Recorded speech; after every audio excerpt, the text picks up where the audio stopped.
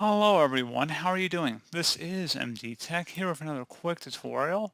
In today's tutorial, I'm going to show you guys how to resolve if you're coming across an issue on your Windows 11 computer or Windows 10 or really Windows 7 or Windows 8 as well, where the connection has timed out.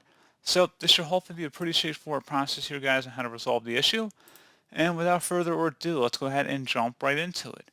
So all you have to do is open up the search menu, type in CMD, best match, should come back with command prompt. Go ahead and right click on that and select run as administrator. If you receive a user account control prompt, select yes. And now into this elevated command line window, type in ipconfig space /flush DNS. Flush DNS should all be one word attached to that / out front. Hit enter on your keyboard. Should come back with Windows IP configuration successfully flushed the DNS resolver cache. Now you want to type in netsh space winsock, WINSOCK, space reset. Again, netsh space winsock, WINSOCK, space reset. Hit enter on your keyboard. Should come back with successfully reset the winsock catalog. You must restart the computer in order to complete the reset.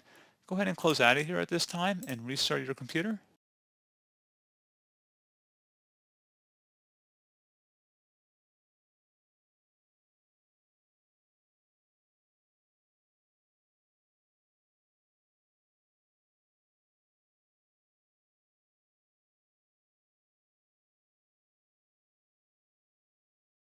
Okay, so there you go, guys. Hopefully at this point you have been able to resolve the problem.